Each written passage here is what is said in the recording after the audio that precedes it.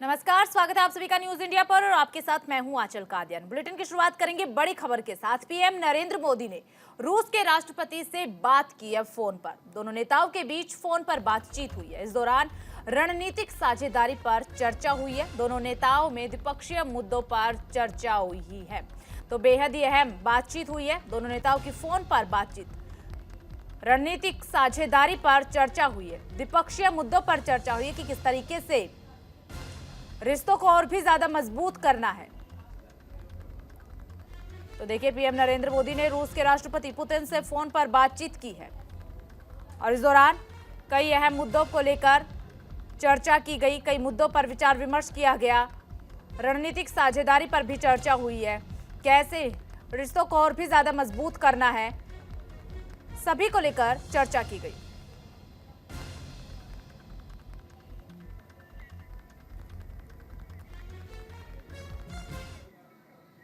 चलिए खबरों में आगे बढ़ते हैं। लोकसभा चुनाव की तैयारियों में बीजेपी आंध्र प्रदेश और केरल का दौरा करेंगे पीएम नरेंद्र मोदी। कई सरकारी योजनाओं का भी लोकार्पण करेंगे। पीएम नरेंद्र मोदी जनसभा को भी संबोधित करेंगे। तो लगातार बीजेपी की तरफ से लोकसभा चुनाव की तैयारियां की जा रही है। अब ऐसे में पीएम नरेंद्र मोदी आंध्र प्रदेश और केरल का दौरा करेंगे। इस दौरान कई कार्यक्रम हैं जिनमें शिरकत करेंगे। 16-17 जनवरी का ये दौरा निर्धारित किया गया है। कई सरकारी योजनाओं का लोकार्पण करेंगे। साथ ही आपको बता दें कि जनसभा को भी पीएम नरेंद्र मोदी संबोधित करेंगे। लोकसभा चुनाव को देखते हुए प्रधानमंत्री नरेंद्र मोदी इस बार दक्षिण भारत पर ज्यादा फोकस कर रही है। पीएम नरेंद्र मोदी 16-17 जनवरी को आंध्र प्रदेश और केरल के दौरे पर जाएंगे। यहाँ वो कई सरकारी योजनाओं का शिलान्यास और लोकार्पण करेंगे। प्रधानमंत्री नरेंद्र मोदी 16 जनवरी को 2:30 बजे आंध्र प्रदेश पहुंचेंगे। यहाँ PM Narendra Modi national academy of customs indirect taxes का उद्घाटन करेंगे। उसके बाद देर रात केरल के कोच्चि पहुंचेंगे। कई कार्यक्रम हैं जिनमें शिरकत पीएम नरेंद्र मोदी करेंगे और फिर 17 जनवरी को यानी बुधवार को सुबह 7:40 पर गुरुवायूर मंदिर में दर्शन पूजन भी करेंगे पीएम नरेंद्र मोदी। तो 2 दिवसीय दौरा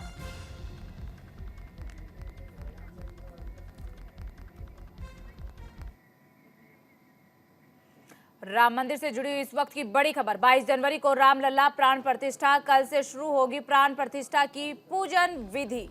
तो इस वक्त की बड़ी खबर राम मंदिर से जुड़ी हुई आपको बता रहे हैं। 18 जनवरी को गर्भगृह में प्रवेश करेंगे रामलला। चंपत राय ने दी प्राण प्रतिष्ठा की अहम जानकारी। राम मंदिर प्राण प्रतिष्ठा कार्यक्रम का ब्यौरा आज प्रेस कॉन्फ्रेंस के दौरान चंपत राय की तरफ से रखा गया है। 22 जनवरी दोपहर 12:20 पर प्राण प्रतिष्ठा। लक्ष्मीकांत दीक्षित कराएंगे प्राण प्रतिष्ठा। 150 से 200 किलो वजन की प्रतिमा होगी। प्राण प्रतिष्ठा होने वाली मूर्ति को भी अधिवास कराया जाएगा। तो आज चंपत राय की तरफ से प्रेस कॉन्फ्रेंस की गई और 22 जनवरी को लेकर के पूरा ब्यौरा प्रेस कॉन्फ्रेंस के दौरान चंपत राय की तरफ से दिया गया है। 150 से 200 किलो वजन की प्रतिमा होगी।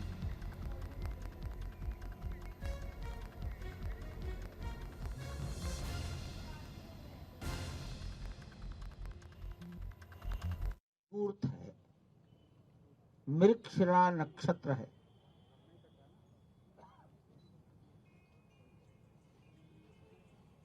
प्राण प्रतिष्ठा दोपहर 12:20 पर प्रारंभ होगी।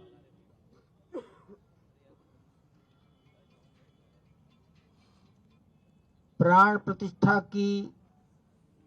का ये मुहूर्त श्रद्धेय गणेश्वर शास्त्री द्राविड़ वाराणसी इन्होंने निर्धारित किया है। काशी अयोध्या के अनेक लोग उनको जानते हैं और उनके प्रति श्रद्धा से नमन करते हैं। कर्मकांड की संपूर्ण विधि वाराणसी के लक्ष्मीकांत दीक्षित जी, ये दोनों अपने अपने विषय के मूर्धन्य लोग हैं। जैसे जैसे रामलला का प्राण प्रतिष्ठा का दिन नजदीक आ रहा है, वैसे वैसे देश की सियासत भी तेज होती जा रही है।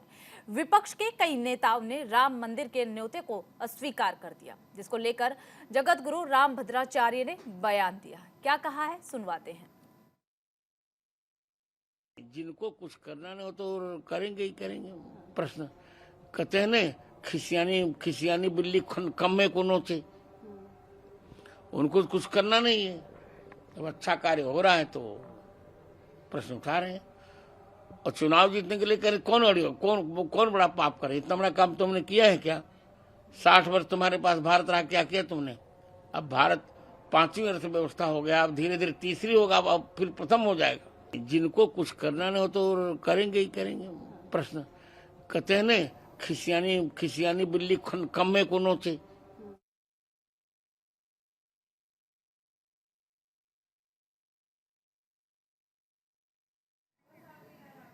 चलिए खबरों में आगे बढ़ते हैं। आम आदमी पार्टी का बड़ा ऐलान, कल से सुंदरकांड का पाठ कराएगी आम आदमी पार्टी। दिल्ली के सभी विधानसभा क्षेत्र में सुंदरकांड का पाठ करेगी आम आदमी पार्टी।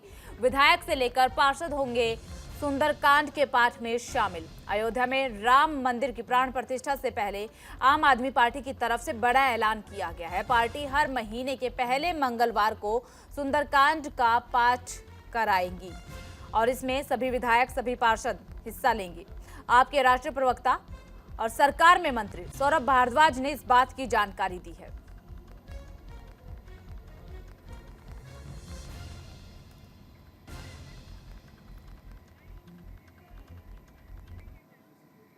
बाईस जनवरी को रामलला की प्राण प्रतिष्ठा समारोह को लेकर के भव्य तैयारियां चल रही हैं। अब तैयारियां अंतिम चरण में पहुंच गई हैं, लेकिन इससे पहले ही देश में राम नाम की लहर सी जाग उठी है। इस बीच आम आदमी पार्टी ने भी बड़ा ऐलान किया है। हर महीने के पहले मंगलवार को सुंदरकांड का पाठ आम आदमी पार्टी की तरफ से कराया जाएगा।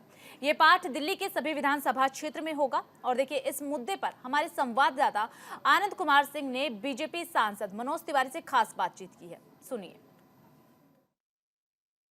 हमारे साथ बात करने के लिए बीजेपी सांसद मनोज तिवारी जी हैं। सर, आम आदमी पार्टी ने घोषणा की है कि हर महीने के पहले मंगलवार को सुंदरकांड का पाठ होगा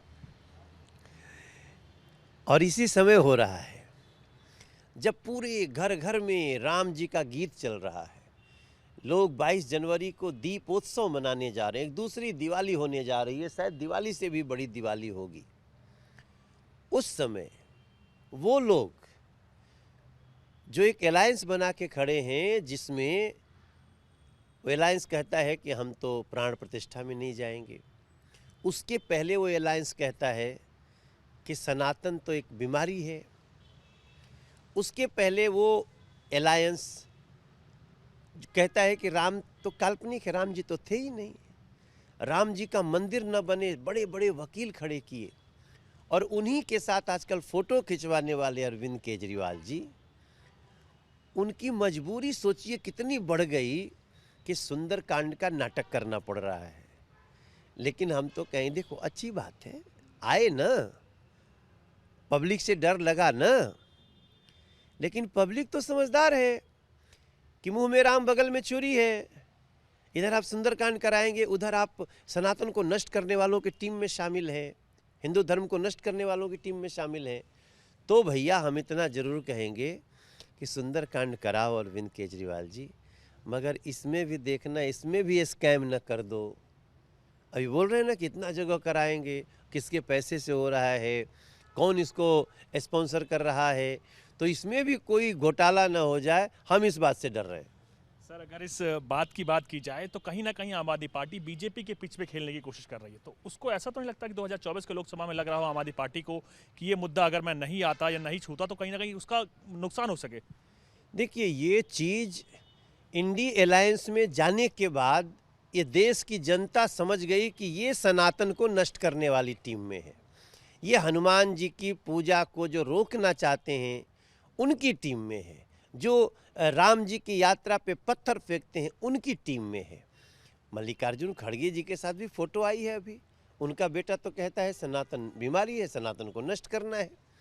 तो अरविंद केजरीवाल को हमको लगता है इंडी अलायंस में जाने के बाद जो नुकसान हुआ है उसको वो शायद भांप गए हैं। इसलिए काल नेमी एक था ना रावण का दूत, जो कि दिखने में तो साधु लग रहा था मगर वो राक्षस था। तो ये वर्तमान का जो इनका निर्णय है वो उसी एक साजिश का हिस्सा है। दिखाने का चेहरा कुछ और है। मूलतः ये लोग अरविंद केजरीवाल और आम आदमी पार्टी का जो शीर्ष गैंग है वो सनातन विरोधी है, राम विरोधी है। और हनुमान जी राम विरोधियों को वो गदा से स्वागत करते हैं और छोड़ते नहीं हैं। मगर अभी भी कहूँगा, ध्यान रखिएगा आप लोग कि कहीं इसमें भी सुंदरकांड में कोई स्कैम न कर दे ये लोग। हमसे बात करने के लिए बेहद ही शुक्रिया सर। कैमरामैन मनीष के साथ मैं आनंद कुमार सिंह, न्यूज़ इंडिया, दिल्ली। शाही ईदगाह सर्वे से जुड़ी हुई इस वक्त की बड़ी खबर। इलाहाबाद हाई कोर्ट ने हिंदू मुस्लिम दोनों ही पक्षों को सुना। हाई कोर्ट कल सुना सकता है फैसला। मुस्लिम पक्ष ने सुनवाई टालने की प्रार्थना की। मथुरा में शाही ईदगाह मस्जिद के सर्वे के लिए एडवोकेट कमिश्नर के गठन और सर्वेक्षण मामले में इलाहाबाद हाई कोर्ट ने बीते गुरुवार को हिंदू मुस्लिम पक्षों को सुना। जैसे ही मामले में सुनवाई शुरू हुई, मुस्लिम पक्ष की तरफ से 2 आधार पर सुनवाई टालने की प्रार्थना कोर्ट से की गई।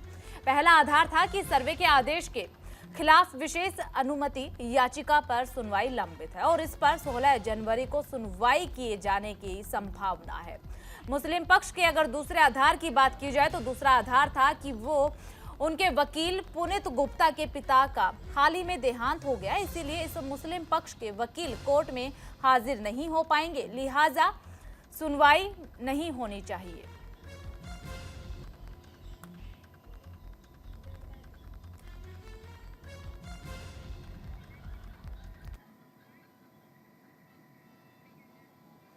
बढ़ती ठंड और घने कोहरे के कारण दिल्ली से कई फ्लाइट्स प्रभावित हो रही है। कई फ्लाइट 10 से 12 घंटे लेट चल रही है तो कई फ्लाइटों को रद्द भी करना पड़ रहा है। ऐसे में यात्रियों को खासी परेशानियों का सामना करना पड़ता है। बता दें कि इंडिगो की गोवा से दिल्ली जाने वाली फ्लाइट को परिचालन संबंधी समस्याओं के कारण मुंबई को डाइवर्ट कर दिया गया। इसके बाद यात्रियों को मुंबई हवाई अड्डे पर जमीन पर बैठकर खाना खाते हुए देखा गया। इस घटना का वीडियो भी खूब तेजी से वायरल हो रहा है। तो उधर फ्लाइट के लेट होने पर सोमवार को दिल्ली एयरपोर्ट पर भी यात्रियों ने जमकर हंगामा काटा। तो वहीं अगर जिक्र किया जाए इन 2 सिलसिलों को देखते हुए अब एक बड़ा फैसला लिया गया है और ये फैसला ये कि पैसेंजर्स को अब व्हाट्सएप के जरिए जानकारी मिल पाएगी। एसओपी जारी की गई है। डीजीसीए की तरफ से एसओपी जारी की है और एसओपी में सख्त निर्देश ये दिए गए हैं कि अगर फ्लाइट देरी से चलती है किसी भी कारणवश तो व्हाट्सएप पर इसकी जानकारी यात्रियों को दी जाएगी।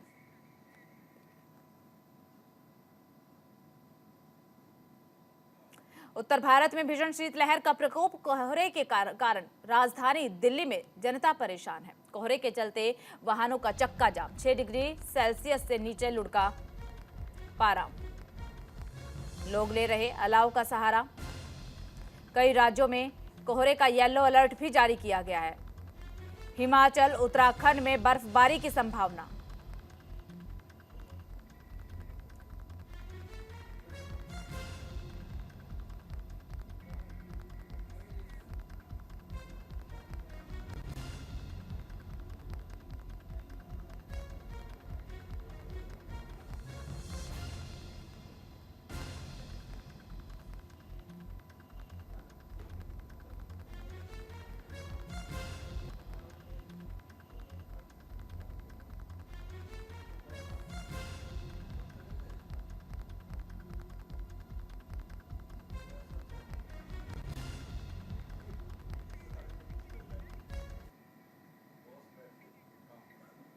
अपने जन्मदिन पर मायावती ने लोकसभा चुनाव से संबंधित बड़ा ऐलान किया है। मायावती ने कहा है कि आने वाले लोकसभा चुनाव में बसपा अकेले चुनाव लड़ेगी। इस दौरान बीजेपी पर हमला बोलते हुए उन्होंने कहा कि बीजेपी धर्म की आड़ में राजनीति कर रही है, जिससे देश का नुकसान हो रहा है। देखिए, मायावती ने आज प्रेस कॉन्फ्रेंस की अपने जन्मदिन के अवसर पर और कहा कि वो लोकसभा चुनाव में अकेले ही चुनाव लड़ेगी।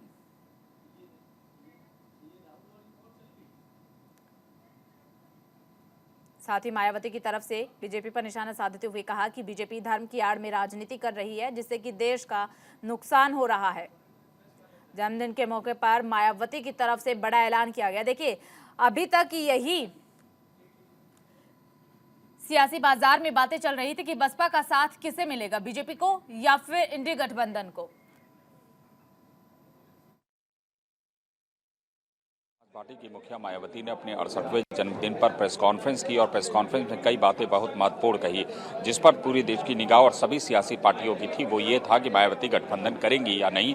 इस पर मायावती ने स्पष्ट किया है कि इस बार लोकसभा का चुनाव वो अकेले दम पर लड़ेंगी, प्री अलायंस किसी के साथ नहीं होगा, पोस्ट अलायंस पर विचार किया जाएगा। क्योंकि उन्होंने इतिहास दोहराया कि जब जब उन्होंने गठबंधन किया, जब तक बहुजन समाज पार्टी ने गठबंधन किया है, तब तक उसका सीधा फायदा जो है विपक्षी पार्टियों को हुआ है, न कि मायावती को हुआ।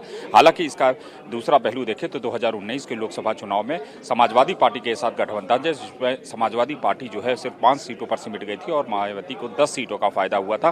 वहीं 14 पे मायावती अकेले दम पर चुनाव लड़ी थी पूरे देश 403 लोकसभा में, जिसमें कि 0 सीटें आई थी, कोई भी सीट नहीं आई थी।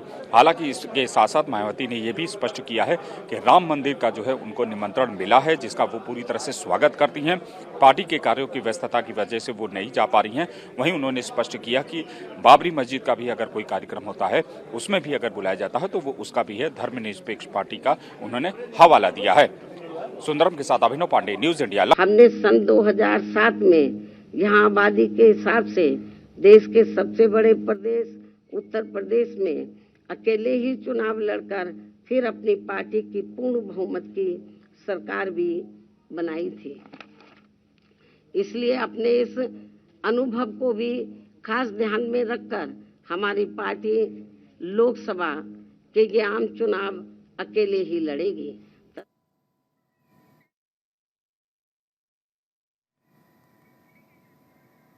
चलिए खबरों में आगे बढ़ते हैं। पीएम नरेंद्र मोदी के आह्वान पर बीजेपी ने पूरे देश में दीवार लेखन कार्यक्रम की शुरुआत की है। पार्टी अध्यक्ष जेपी नड्डा ने आगामी लोकसभा चुनाव को लेकर शुरू किए गए इस कार्यक्रम की शुरुआत की है। इसके बाद अनुराग ठाकुर और हेमंत बिस्वा शर्मा समेत पार्टी के तमाम बड़े नेताओं ने इस कार्यक्रम में हिस्सा लिया।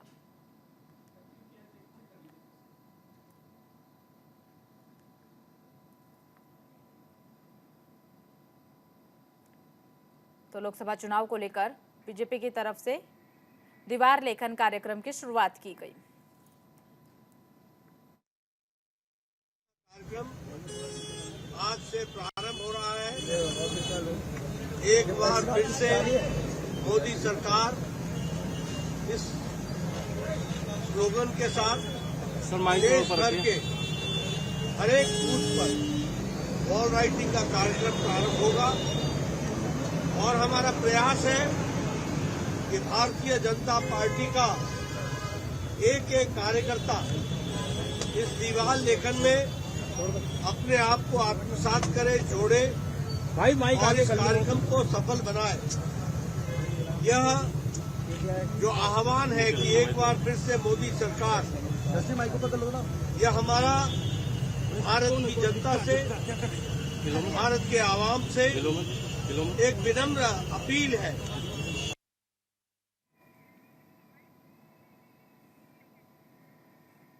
कांग्रेस सांसद राहुल गांधी की भारत जोड़ो न्याय यात्रा का आज दूसरा दिन है। राहुल गांधी ने इम्फाल वेस्ट के 1 मई से यात्रा शुरू की। बता दें कि 14 जनवरी को मणिपुर के थोबल से यात्रा की शुरुआत हुई थी और आज यात्रा का दूसरा दिन है। मणिपुर में 1 दिन के सफर के बाद यात्रा अब नागालैंड पहुंचेंगी। राहुल गांधी की भारत जोड़ो न्याय यात्रा 2 दिनों में 257 किलोमीटर और 5 जिलों को कवर करेगी। 66 दिन तक चलने वाली ये भारत जोड़ो न्याय यात्रा देश के 15 राज्यों और 110 जिलों को से होकर के गुजरेगी। राहुल गांधी जगह जगह रुककर स्थानीय लोगों से बातचीत करेंगे। उनकी समस्याओं को सुनने की कोशिश राहुल गांधी की तरफ से की जाएगी।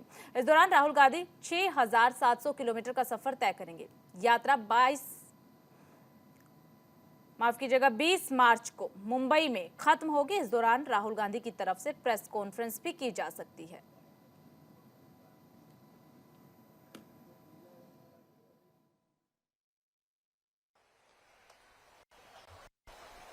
पिछले साल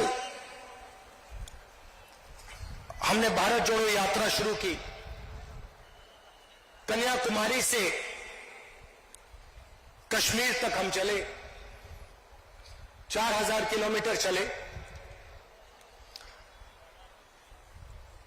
और भारत को जोड़ने की हमने बात की, नफरत मिटाने की बात की, एक धर्म को, एक जात को दूसरी जात से मिलाने की बात की और बहुत अच्छा रिस्पांस मिला। लाखों लोगों से बातचीत की, उनका दर्द सुना,